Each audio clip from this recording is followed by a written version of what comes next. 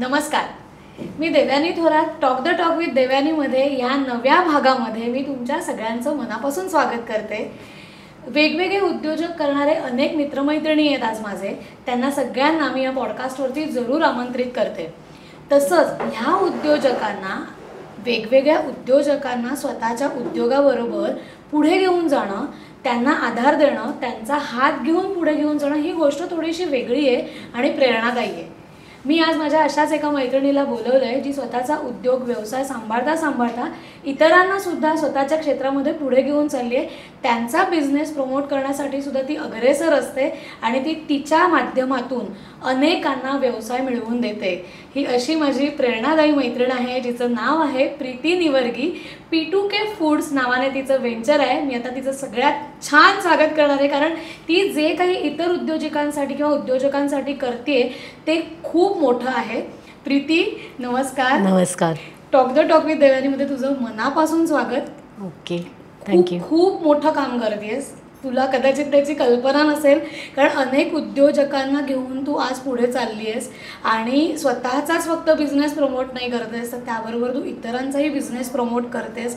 त्यांच्या वस्तू किंवा त्यांचे पदार्थ तू इतरांपर्यंत पोहोचवण्यासाठी अग्रेसर असतेस, which is a good thing. कारण आज फक्त आपण आपलंच घेऊन बसलो आहे, दुसऱ्याचा आपण विचार करत नाही.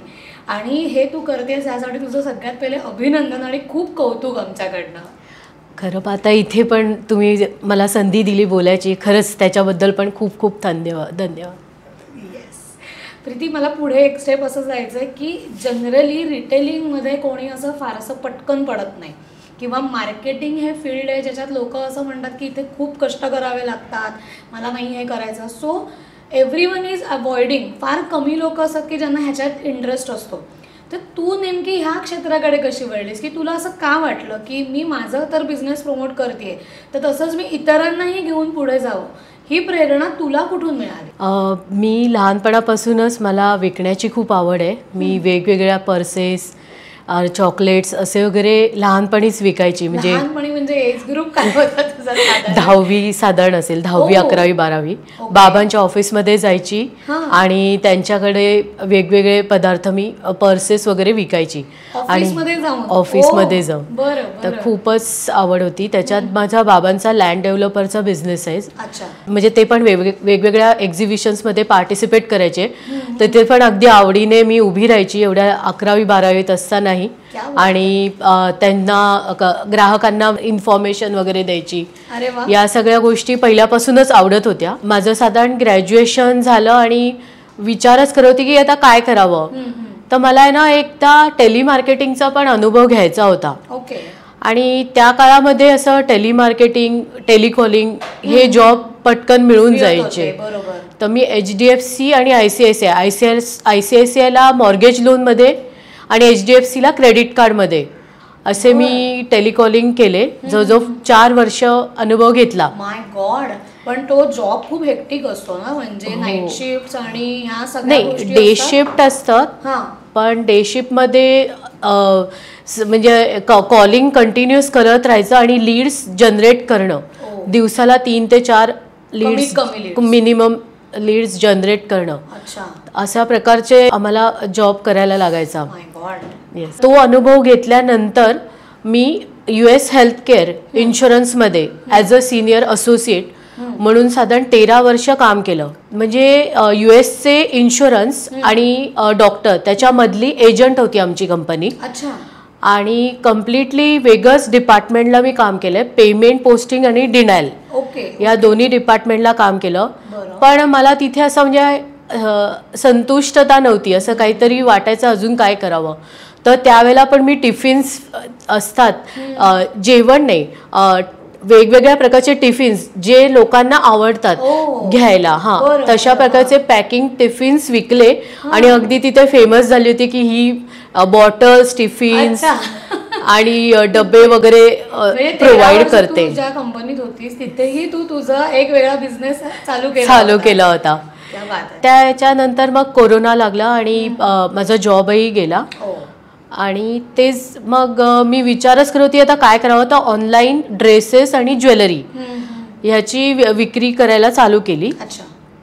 त्याच्यात अचानक सुचलं की डोंबिवलीमध्ये खवय्ये खूप आहेत, तर आपण एक खरवस विकायला चालू करूया का, कारण की असा खरवस त्या काळात एवढा पटकन मिळत नव्हता कुठेही. तर गुळाचा आणि ओरिजिनल चिकाचा जायफळ वेलचीयुक्त खरवस असं बनवायला पण स्टार्ट केली आणि चकली. त्या 2-3 महिने एक बनवलं, पण मला कळलं की बनवण्यात मला जास्त इंटरेस्ट नाही आहे.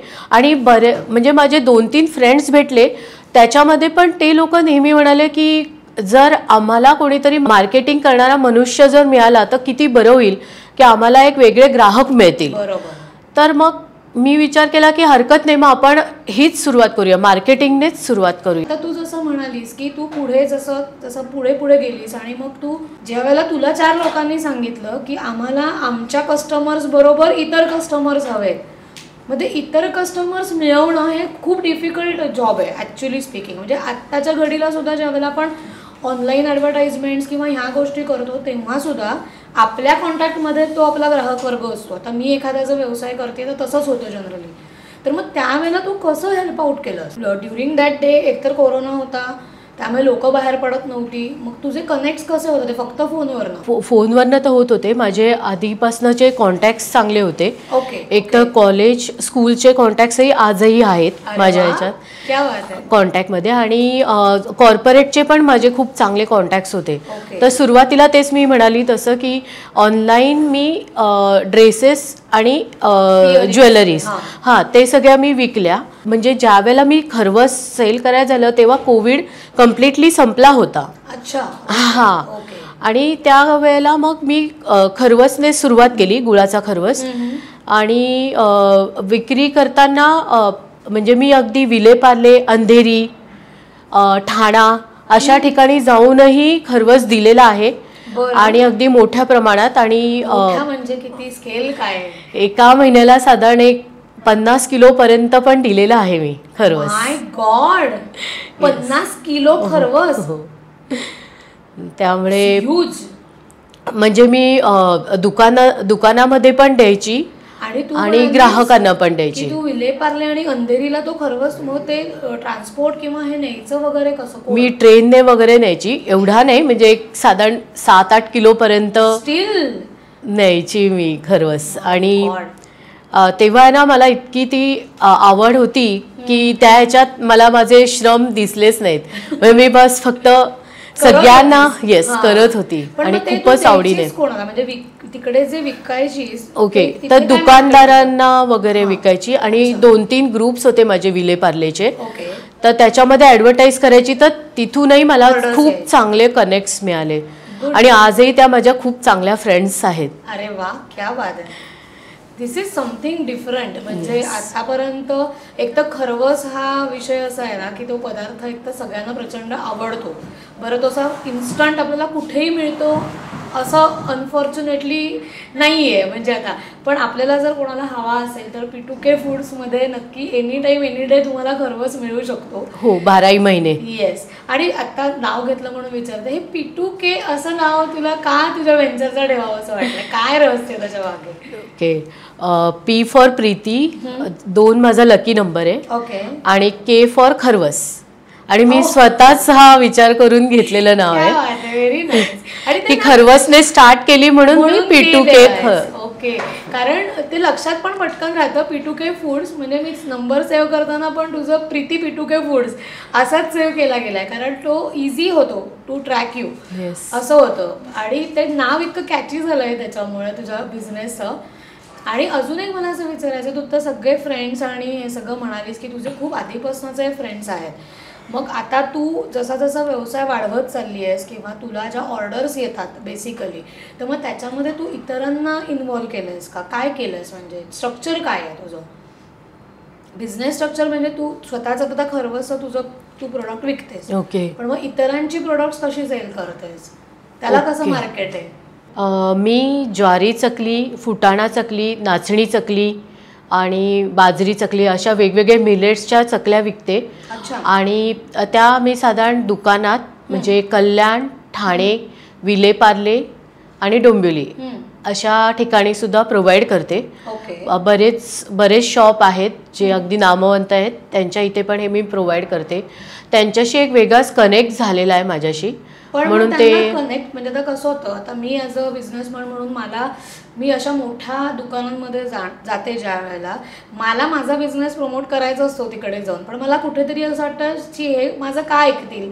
मग तू त्यांना कसं कन्व्हिन्स करतेस त्यावेळेला की बाबा हे माझं प्रोडक्ट आहे, हे तुम्ही काय, तुझं काय डील होतं तिकडे? ओके, म्हणजे प्रत्येकांना पहिले मी सॅम्पल देते व्यवस्थित. ओके. आणि त्यांना विचारते की आवडलं का. समजा कधी कधी ते असंही म्हणतात की ह्याच्यामध्ये तिखट जरा अजून हवं होतं किंवा ही अजून खुसखुशीत हवी होती, तर ती मी त्याप्रमाणे कंप्लीट करते त्यांची मागणी आणि सेकंड टाइम परत एकदा सॅम्पल देते.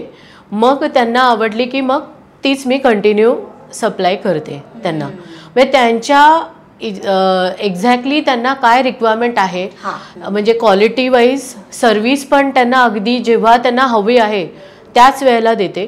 पण कधी कधी असंही होतं की इमर्जन्सीला काही कारणाने सर्व्हिस देऊ शकत नाही, तर एक दिवस प्रायोरिटीनेस त्यांना सांगून ठेवते की आजच्या ऐवजी उद्या मिळेल, जेणेकरून तेही कम्फर्ट होतात की समजा काही त्यांनी कोणाला सांगितलं असेल तर तेही लगेच इन्फॉर्म करतात. आणि त्याच्यामुळे कसं होतं की रॅपो त्यांचा तुझ्याबरोबर तयार होतोय व्यवस्थित, आणि त्याच्यामुळे आज तागायत तुझ्याकडे त्या सगळ्या ऑर्डर्स आहेत. हो, राईट.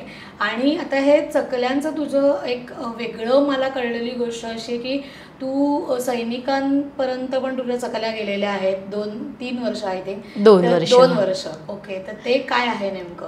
ओके, नमस्ते शौर्य फाउंडेशन म्हणून संस्था आहे. ओके. तर त्यांच्या इथे वेगवेगळ्या चकल्या वगैरे, भाजणीची चकली त्यांना रिक्वायरमेंट होती. अच्छा. तर ती मी जवळजवळ 2 ते 3 सॅम्पल्स त्यांना दिले. आणि प्लस अजूनही बऱ्याच जणांनी त्यांना सॅम्पल्स दिले. आणि जवळजवळ 9 जण होते. त्यांनी डिसाईड केलं की एक्झॅक्टली कोणती चकली ह्याच्यामधली आपण त्यांना द्यायची सैनिकांना. तर सगळ्यांच्या 9 जणांचं एकच मत पडलं की प्रीतीची भाजणी चकलीच आपण प्रोव्हाइड देऊया. आणि त्याच्यामुळे मला दोन्ही वेळेला ऑर्डर्स मिळाली आणि त्याच्याबद्दल खरंच खूप धन्यवाद त्यांचे, नमस्ते शौर्य फाउंडेशनचे. आणि दुसरी गोष्ट म्हणजे आता हे तू दुकानांमधनं जातीयस किंवा पोहोचवतेस. आणि अजून एक सांगायचं राहिलं माझं की मी प्रदर्शनामध्ये पण भाग घेते. मी चैतन्य फाउंडेशन तर्फे स्ट्रीट स्टॉल लावले आहेत. प्रत्येक जण विचार करतं की अरे बापरे, रस्त्यावर उभं राहून कोण विकणार विचार करीन म्हणजे एका पॉइंटला. हा करेक्ट. पण नाही, मी हा विचार नाही केला. मला माझे प्रोडक्ट्स अगदी सगळ्यांनाच पोहोचवायचे होते, म्हणून स्ट्रीट स्टॉल लावलेत मी बऱ्याचदा. आणि बऱ्याच वेगवेगळ्या ठिकाणी लावले. टिळकनगर, लेन्सकार्ड, फडके रोड, नंतर राजाजी पथ, नंतर 4 रस्ता, अशा बऱ्याच ठिकाणी लावले आहेत. आणि खूपच चांगला रिस्पॉन्स आला. येस. आणि नंतर सर्वेश हॉल, टिळकनगर या शाळेमध्ये पण, पलावा, रिजन्सी अशा ठिकाणी पण मध्ये पण मी प्रदर्शनात नेहमी भाग घेते. त्यामुळे बऱ्याच जणांना मी आता ओळखते. म्हणजे डिरेक्ट ज्यांना B2B ज्यांना हवं आहे, म्हणजे तुझ्याकडनं डायरेक्ट विकत घ्यायचं आहे, तर त्यांच्यासाठी हे आहे की एक्झिबिशन्स जिकडे असतात त्यावेळेला प्रीती तुम्हाला त्या स्टॉल्समध्ये जर तिथे स्टॉल असेल तर ती अवेलेबल असेल. बाकी सगळी तिची प्रोडक्ट्स तुम्हाला तिकडे बघायला मिळतील. प्रीती, चकल्यांचा आपला विषय झाला, पण तुझा अजून एक हॉट सेलिंग प्रोडक्ट मला माहिती आहे, ते म्हणजे चटपटीत शंकरपाळे तुझे सेल करतेस. तर एकतर मला गोडे शंकरपाळे आणि खारे शंकरपाळे एवढेच माहिती होते, पण हे चटपटीत शंकरपाळे करावेत किंवा ते विकावेत, ही संकल्पना कुठून आली तुला? मी तेव्हा असाच विचार केला की 4 वाजता साधारण सगळ्यांना चहा लागतो आणि एखादं काहीतरी स्नॅक्स लागतं. तर अशा वेळेला आपण जर समजा आंबट पण नको, गोड पण नको आणि खारट पण नको असे शंकरपाळे आपण वेगळे देऊ शकू का? तर मला त्याच्यावरनं सुचलं की एकाच शंकरपाळ्यात आंबट, गोड, तिखट आणि नमकीन अशा 4 प्रकारच्या चवी आपण देऊया त्याला आणि नाव ठेवूया चटपटीत शंकरपाळे. आणि खूपच छान, अगदी सगळ्यांनाच ते आवडतात. काहींना त्या थोडेसे कमी गोड आवडतात, मग मी त्याप्रमाणे त्यांना कमी गोड प्रमाणे देते. आणि काहींना स्पायसी आवडतात, त्यांना स्पायसी देते. आणि काहींना पूर्ण ते 4 प्रकारची टेस्ट हवी असते, मग तशा प्रकारचे असे अगदी त्याच्यामध्ये पण 3 व्हेरिएशन्स आलेले आहेत आणि त्यांना त्याप्रमाणे मी देते, प्रोव्हाइड करते. गुड, सही आहे. आणि तर हे सगळे एकतर तुझ्याकडे म्हणजे बरेच ऑप्शन्स आहेत ग. मिलेट्स आहेत, मिलेट्सचे इतर प्रोडक्ट पण तुझी बऱ्यापैकी फेमस आहेत, राईट? हो, ज्वारी चिवडा, बाजरी चिवडा, नंतर मिलेट्सचे pancake, multi millets pancake, multi millets idli, dosa, ragi idli, या सगळ्या पण आहेत माझ्याकडे. म्हणजे रेडी टू मिक्स म्हणजे इन्स्टंट प्रोडक्ट्स आहेत. अच्छा, ओके. म्हणजे जस्ट मिक्स करायचं आणि यूज. ज्वारी चिवडा आहे तो रेडी टू ईट आहे, रेडी टू ईट, आणि बाकी हे सगळे इन्स्टंट प्रोडक्ट्स आहेत. Okay, nice. म्हणजे कोणाला जर आउट ऑफ इंडिया जायचं असेल किंवा बाहेरही कुठे आपण गेलो तर इन्स्टंट फूड हवं असेल, म्हणजे नुसतं गरम पाणी घाला, करून घ्या वगैरे, किंवा असं छोटे छोटे पण आपल्याकडे प्रकार आहेत ना. म्हणजे तू ज्वारी चिवडा जसा म्हणालीस तसा नाचणी चिवडा किंवा असेही वेगवेगळे बाजरी चिवडा आहेत. येस. Okay, nice. कॉर्न चिवडा पण आहे, भडंग पण आहे माझ्याकडे. ओके, भरपूर ऑप्शन्स आहेत. भरपूर ऑप्शन्स आहेत. विदर्भाचे पण चिवडे आहेत माझ्याकडे अवेलेबल. अरे वा, एकदा तुझा पूर्ण कॅटलॉग बघायला पाहिजे काय काय त्याच्यामध्ये आहे. आणि आपण ते सगळे डिटेल्स ऑडियन्सला पण देऊया, म्हणजे ते तुझ्याबरोबर कनेक्ट होतील. आणि मला असं विचारायचं होतं, कनेक्ट वरनं आठवलं की जर तू एक्झिबिशन्स जशी लावतेस तर आता बऱ्याचदा असा मला अनुभव किंवा फीडबॅक आहे की एक्झिबिशन्स तर लावतो ग आम्ही, पण त्याच्यातनं असं काही फार ग्रेट सेल होत नाही किंवा कॉम्पिटिशन खूप आहे आता. म्हणजे जर का माझा समजा केकचा स्टॉल आहे तर बाजूला अजून 2 स्टॉल सोडून परत एक केकचा स्टॉल आहे, किंवा कपड्यांचा स्टॉल आहे तर कपड्यांचे 3-4 स्टॉल असतात.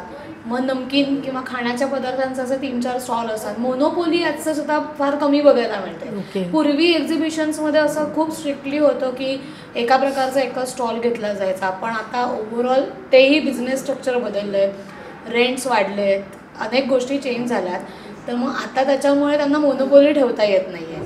तर मग त्यावेळेला या कॉम्पिटिटर्सकडे तू कशी बघतेस किंवा लॉसेसकडे कसं बघतेस? ओके, पहिले म्हणजे मी एक्झिबिशन्सना सेलच्या याने बघत नाही. माझी जास्तीत जास्त लोकांपर्यंत ॲडव्हर्टायझिंग होणे ह्या पहिल्या मुद्द्यावर बघते, आणि आपल्याला फॉलोअप्स किंवा रिपीट कस्टमर ह्याच्यातनं अजून किती मिळतील. किंवा मी अगदी म्हणजे एक साधारण एक्झिबिशन 2 ते 3 दिवस झाले की मी व्यवस्थित त्यांचे फॉलोअप घेते, त्यांना कसे वाटलं. समजा आता एखादं प्रोडक्ट मी सॅम्पलिंग केलं आहे, किंवा काही जण काय करतात, 2 प्रोडक्ट्सचं सॅम्पलिंग करतात, ते घेतात, ॲज वेल एज अजून जे सॅम्पलिंग नाही केले तेही घेतात. तर त्यांना मी कॉलही करते की कसं वाटलं हे प्रोडक्ट, आणि ते एकदम लगेच म्हणतात की हो खूप छान होतं, आणि लगेच त्याच्याही रिपीट ऑर्डर देतात, आणि त्या 12ही महिने बऱ्याचदा बरेच कस्टमर राहतात. तर ह्या गोष्टींना मी जास्त फोकस करते एक्झिबिशन्सना. आणि एक्झिबिशनला नुसतंच आपलं बसून राहून आपलं सेल होणार नाही, कोणी पटकन असं येणार नाही. तर आपण त्याच्यापेक्षा स्वतःहून उभं राहून त्यांना रिस्पेक्ट देऊन अजून आपल्याकडे काय काय आहेत जस्ट तुम्ही बघाल तरी का, माझ्या इथे काय काय प्रोडक्ट्स आहेत. समजा माझ्याकडे आता शंकरपाळे आहेत, जस्ट थोडीशी टेस्ट बघाल का मॅम, खूप आवडेल तुम्हाला, नक्कीच आवडेल. असं जर सुरुवात केली तर आपोआपच लोक म्हणजे अगदी हार्डलीच एखाद दुसरा बोटावर मोजणारा तो घेणार नाही टेस्ट, पण बाकीचे ऑलमोस्ट सगळे टेस्ट घेतात, आणि एकदा टेस्ट घेतली की घेतातच, प्रोडक्ट्स घेतातच. नाही खरंय, कारण हे एक स्किल आहे. कारण कुठेही तू एक्झिबिशन कर, शॉपमध्ये तुझं शॉप जरी तू सुरू केलंस तरी आलेल्या ग्राहकाला तो एक कम्फर्ट देणं किंवा त्यांना रिस्पेक्ट देणं, बऱ्याचदा हे कुठेतरी आपलं मिसिंग आहे. हे फॅक्टर्स असं जाणवत असूनही आपण अनेक जण त्याच्यावरती काम करत नाही, आणि मग तिथे कुठेतरी तुम्हाला लॉसेस बेअर करायला लागतात. पण आता जसं तू म्हणतेस तसं तुझ्या बाजूला समजा 2 स्टॉल सोडून एखादा कुठला फूड स्टॉल असेल, अजून एखादा त्याच्याकडे पण काही एखाद दुसरं प्रोडक्ट सिमिलर असूच शकतं, बरोबर. ते तसं जर का असेल तर मग त्यावेळेला काय तुझ्या हॅक्स असतात, काय करतेस तू तेव्हा? पण म्हणजे असं कॉम्पिटिशन म्हणून मी नाही बघत त्या प्रोडक्ट्सला. सिमिलर आहे नो प्रॉब्लेम, पण आपण आपलं जास्तीत जास्त बेस्ट देणं याकडे जास्त फोकस देते. आणि तेच की बाकीचं मी तुला सांगितलंस की पुढे मी कशा प्रकारे त्यांना फॉलोअप घेते. ते मेन म्हणजे तुम्ही फॉलोअप घेणं फार गरजेचं आहे ह्या सगळ्यातनं. आणि जर तो तुमचा मिस होत असेल तर मग तुमचे ग्राहक तुटतात तुमच्यापासून. येस. आणि अजून एक उल्लेख करावा असा वाटतो की आतिश कुलकर्णीच्या ह्याच्यामध्ये मी एंटरप्रेनर म्हणून एक कोर्स केला होता. त्याच्यामध्ये 2-3 मुद्दे मला खूप आवडले होते.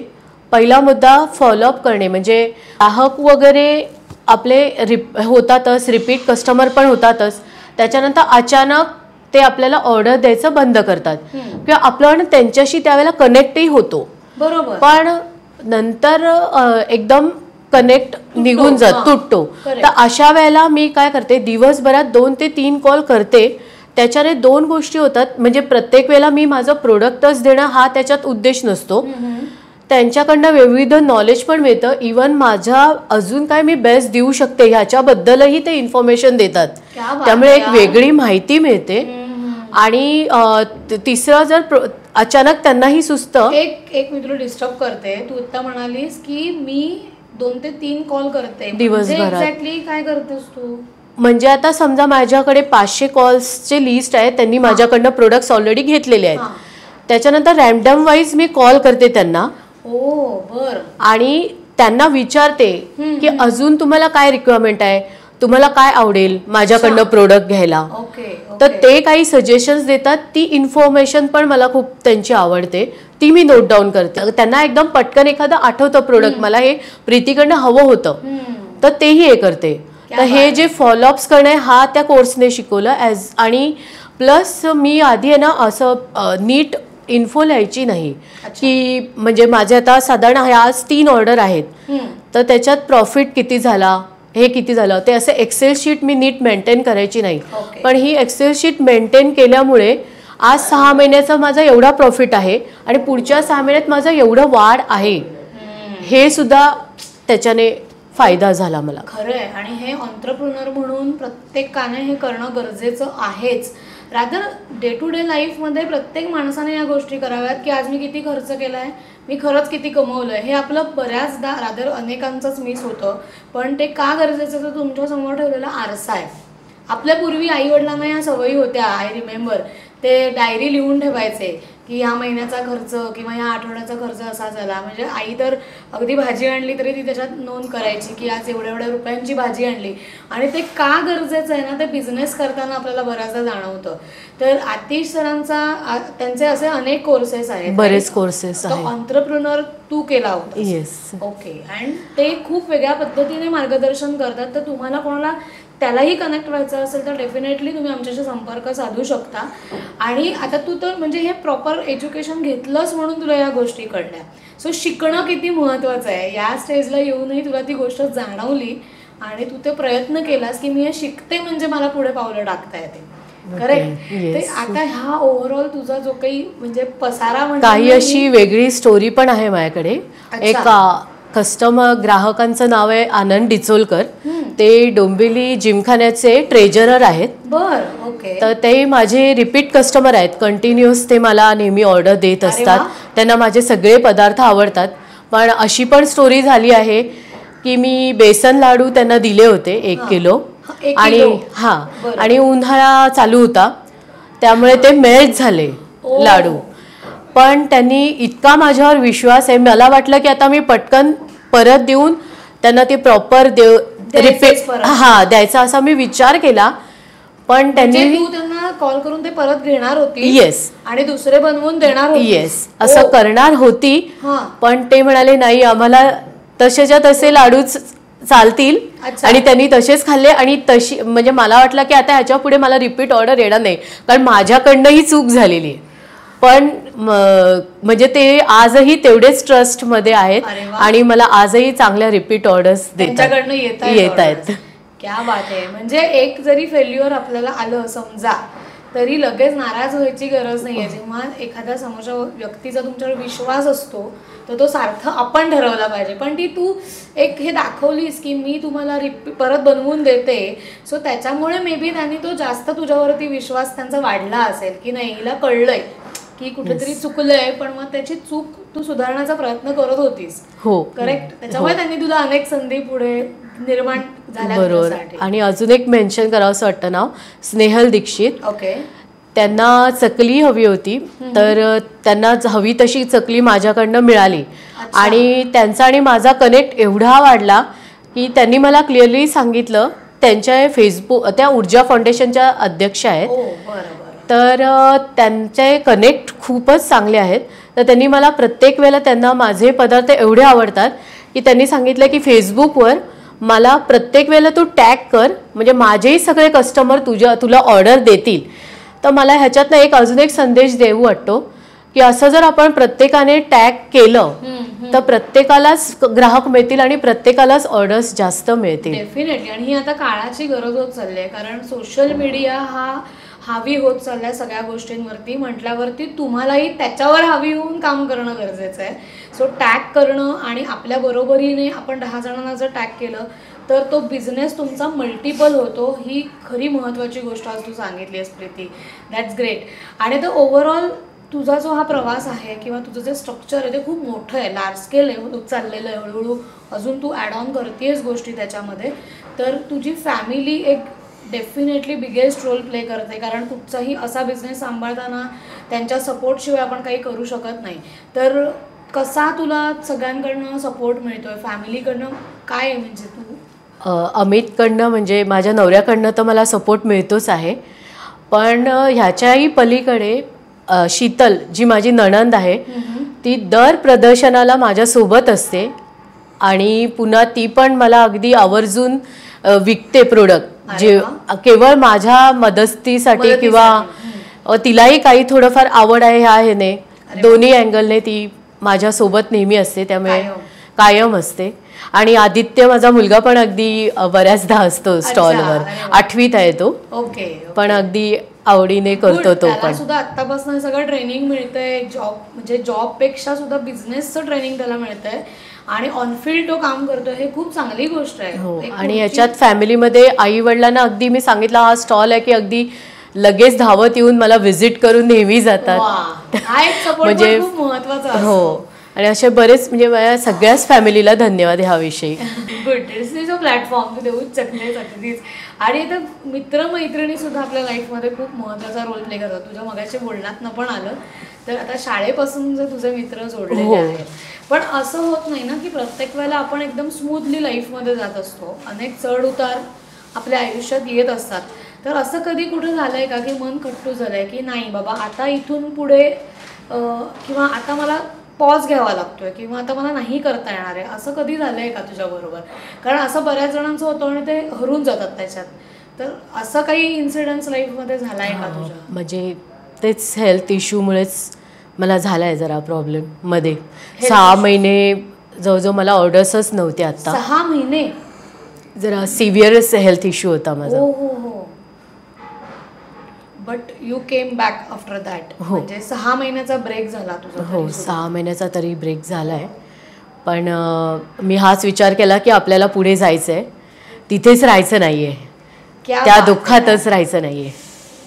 That's huge. कारण 6 महिने खूप मोठी गोष्ट आहे एका बिझनेसमॅनसाठी. कारण आज एवढे बांधलेले कस्टमर्स असतात, एका दिवसात आपला कस्टमर हातातून जाण्याचे चान्सेस असतात जनरली. आणि 6 महिने म्हणजे खूप मोठी गोष्ट आहे ग. पण स्टील तू कमबॅक केलंयस, which is a good thing. आणि ह्या 6 महिन्याच्या स्ट्रगलमध्ये तुझ्या बरोबर नेमकं कोण कोण होतं मला जाणून घ्यायचं आहे. कोणी म्हणजे अर्थात नावं घेतलीच ती मला माहिती आहे, खूप मोठी लिस्ट होणार आहे. हां, म्हणजे माझ्या स्कूल फ्रेंड्स तर होतेच माझ्यासोबत, प्रीती तडसरे, संपदा, ह्या दोघी असायच्या नेहमी माझ्या कॉन्टॅक्टमध्ये.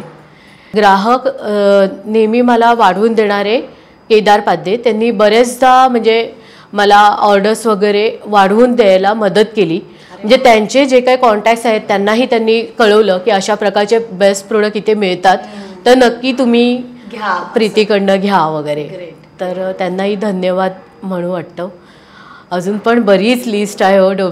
मानसी केतकर आहे, अनुष्का देशपांडे आहे, नीला पाध्ये आहेत. असं उद्योजकांची लिस्ट खूप मोठी आहे, खूपच मोठी आहे actually. Very fortunate, rather we are very fortunate की डोंबिवलीमध्ये आता ही अशी एक संस्कृती बनत चालली आहे की अनेक उद्योजक आहेत जे एकमेकांना लिटरली सांभाळून घेतात, एकमेकांचा उद्योजक वाढवण्यासाठी मदत करतात आणि लिटरली तो नेटाच नेतात की बाबा नाही हिचं प्रोडक्ट हे पोचलं पाहिजे, माझं पोचलं तरी ठीक आहे. पण ही संस्कृती कुठेतरी तयार होणं ही आत्ताची काळाची गरज होती आणि जी फॉर्च्युनेटली नेहमीप्रमाणे डोंबिवलीत अव्वल तयार झाली आहे आणि we are part of it. आणि हा पॉडकास्ट करण्याचा उद्देशसुद्धा माझा तिथूनच ते जम म्हणतो आपण एक सापडावा लागतो तो तिथेच सापडला की एवढे चांगले उद्योजक माझ्या आजूबाजूला आहेत तर मला त्यांना प्लॅटफॉर्म देणं ही मला गरज वाटत होती आणि म्हणून हा सगळा घाट आहे. अजून 2 नावं जरा ऍड करायची वाटतात. चंद्रलेखा अर्चना पालव, ओके, ह्यांनी पण मला खूप मोटिवेशन नेहमी केलं आहे, दिलेलं आहे ऑलवेज. नंतर विवेक कायरकर आणि मोना सानप, स्वप्ना, हे सुद्धा माझे पहिल्यापासूनचे फ्रेंड्स आहेत. त्यांनी पण हेल्थ इश्यूच्या वेळेला खूप मला मदत केली आहे. Yes, definitely. आणि ते सगळं तुझ्या पाठीशी होतं म्हणून तू आज पटकन 6 महिन्यात उभी राहिलीस, कारण तो 6 महिन्यात उभं राहण्यासारखा विषय नव्हता, त्याची डेप्थ खूप जास्त होती. पण आज तू त्यातनं रिकवर झालीस, आमच्याबरोबर आहेस आणि मला खूप त्याचा आनंद आहे प्रीती की तू इथे आलीस आज त्याच्यासाठी की तुला असं वाटलं की नाही मी आता येऊ शकते, मी करीन, आता माझा बिझनेस मी सुरू केला आहे नव्याने परत. सो हे जे स्पिरिट आहे ना ते मला जास्त आवडतं तुझं. थँक्यू. येस, आणि we are always with you. सगळे डोंबिवली जे तुझे आता रेग्युलर कस्टमर्स आहेत ते डेफिनेटली तुला तर देतातच आहेत ऑर्डर, ते काही तुला सोडून पुढे जाणार नाही 100%. येस, हा जो एक प्रवास 6 महिन्यांचा झाला, आता त्याच्यानंतर तू पुढे एक स्टेप आली आहेस आणि छान कामाला लागली आहेस, दिसतेच ही छान आता, खूप सुंदर. थँक्यू. येस, आणि आता हेल्थवरती डेफिनेटली लक्ष देशीलच इथून पुढे. हो, नक्कीच. काम पण महत्वाचं आहे, पण सगळ्यांना मला असं वाटतं हे सांगितलं पाहिजे आपण यातून, काम महत्वाचं आहेच आहे, बिझनेस महत्वाचा आहेच, पण त्याहीपेक्षा आपली हेल्थ ही जास्त महत्त्वाची आहे. कारण तो जो सेटबॅक बसतो ना त्यातून बाहेर येणं थोडंसं डिफिकल्ट होतं. आता प्रीतीसारखी मुलगी आहे जी हरहुन्नरी आहे, जिला काहीतरी करायचं आहे, ती पटकन ह्यातनं बाहेर आली, पण काही जण कट्टू होऊ शकतात, त्याला प्रदीर्घ काळ लागू शकतो. सो ते सगळं अवॉइड करण्यासाठी आत्तापासून स्वतःला ती काम करूया असं मला वाटतं. आणि प्रीती, तू आता P2K फूड्स हे एक परत नव्याने सगळं जोशात काम सुरू केलं, तर आता फ्युचरमध्ये तुझे काय प्लॅन्स आहेत, म्हणजे कुठे काय गोष्टी तुझ्या डोक्यात चालू आहेत का, वेगळे प्रोडक्ट्स? हो हो, एक चालू केलंय मी आत्ता जस्ट. त्याच्यातलं म्हणजे जसं इडलीचं बॅटर लोकांना मिळतं इझिली, त्याच्यामध्ये उडीद डाळ आणि तांदूळ असं असतं समावेश. आता माझा असा विचार चाललाय की फॉक्सटेल जे आहे, राळा म्हणतात त्याला, तर त्याच्या इडलीचं बॅटर मी आता बनवायला चालू केलंय. बरं. हां, तर तशा प्रकारचे प्रोडक्ट आता हळूहळू मी दुकानामध्ये वगैरे पण सप्लाय करणार आहे. येस, हे एक फ्युचर प्लॅन आहे. आणि दुसरे मिलेट्सवर पण चटपटीत काही पदार्थ त्याच्याही गोष्टी चालू आहेत. कॉर्न पीठ आणि मिलेट्सचे काही पदार्थ असं मिळून एक चटपटीत पदार्थ बनवायचं विचार माझा आहे डोक्यात माझ्या. आणि आता सध्या त्याच्यामुळे कसं हेल्थ पण चांगली राहील लोकांची आणि लोकांना एक बेस्ट प्रोडक्ट पण मिळेल. ह्या 2 गोष्टी त्याच्यामधनं विचार आहे. करेक्ट. पंतप्रधान मोदींनी 2023 मध्ये आपल्याकडे मिलेट्सचं इयर सेलिब्रेट केलं होतं, ते ह्याच्यासाठीच होतं माझ्या मते की जो पूर्वी आपल्याकडे काळ होता ज्या वेळेला आपण ही तृणधान्य खूप प्रमाणात वापरत होतो आणि एका सर्टन कालावधीनंतर आपण ती वापरणंच बंद केलं. आपली साधारण एक पिढी असेल की ज्यांनी फार कमी भगर सोडली, तर माझ्यामध्ये कुठलं तृणधान्य आपण खाल्ल्याचं मला आठवत नाही. आता परत सगळी ती मिलेट्स मार्केटमध्ये आली आहेत आणि होतीच, पण आपण त्याचा वापर कमी करत होतो. तर मला खूप आनंद होतो प्रीती की तू आता त्याच्यावरती काम करतेस, त्याची प्रोडक्ट्स आणण्याचा प्रयत्न करतेस. So it's really great. आणि आता आपल्या उद्योजकांमधली एक आपली मैत्रीण आहे नीला पाध्ये म्हणून, त्यांचं नीला क्रिएशन्स युनिक आर्टिकल म्हणून वेंचर आहे. त्याच्यात त्या खूप क्रिएटिव्ह वस्तू करत असतात, अगदी मण्यांच्या वस्तूंपासून महिरपी वगैरे असतात, तिथून त्या स्वतः हँडमेड पर्सेस बनवतात. त्यातलीच ही एक पर्स त्यांनी आज तुला गिफ्टिंगसाठी मला दिलेली आहे. मस्त, खूपच मस्त. Yes, thank you. सो त्यांच्यातर्फेही तुझ्यासाठी एक छोटीशी भेट आहे. Okay, thank you. तू आज या पॉडकास्टमध्ये आलीस त्यामुळे आमचा पॉडकास्ट खूप छान झाला. आज एपिसोड एकदम मस्त. काही लोकांना ह्याच्यातनं डेफिनेटली इन्स्पिरेशन मिळेल याची मला खात्री वाटते. Thank you so much Preeti for coming. Thank you. असेच नवनवीन उद्योजक आपल्या ह्या पुढच्या पॉडकास्ट एपिसोडमध्ये सुद्धा येणार आहेत. पण ते कोण असणार आहेत, त्यांचे काय व्यवसाय आहेत, हे सगळं तुम्हाला बघायचं असेल तर stay tune. Talk the talk with Devyani. Thank you.